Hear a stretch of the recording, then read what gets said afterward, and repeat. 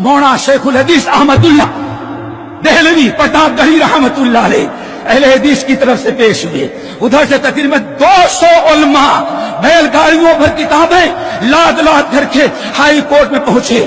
جج کے سامنے پیشی ہوئی. بھائی کیا بات ہے, یہ احمد اللہ پر کیوں کیس ہے؟ صاحب رفع الیدین کرتا ہے, دور سے آمین بولتا ہے. اللہ اکبر. تم کیا کہتے ہو؟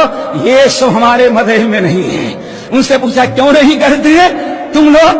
کہا کہ امام ابو حنیفہ نے نہیں کیا ہے. مولانا احمد اللہ رحمت اللہ علیہ سے پوچھا گیا آپ کیوں کرتے ہیں؟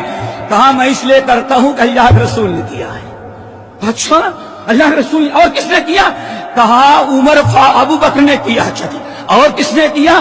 کہا عمر نے کیا ہے. کہا کون عمر؟ کہا عمر ابن الخطاب.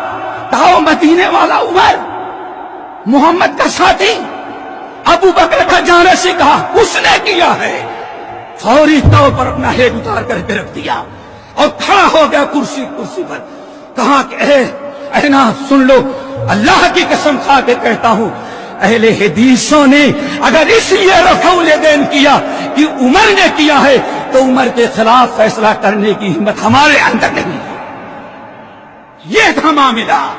الحمدللہ میرے بھائیوں, یہ ہماری ساری کانفرنس ہے جو ہے اسی تاریخ ہے یاد ہے. اور آج بھی الحمدللہ 2 ملکوں پر جانے کے بعد بھی ابھی ہماری کانفرنس ہے, یہ تنظیم قائم ہے. ان کو آگے بڑھانے کی ضرورت ہے. اللہ تعالی ہم سب کو عمل کی توفیق نصیب فرمائے. اقول قولی ھذا واستغفر اللہ من کل ذنب واتوب.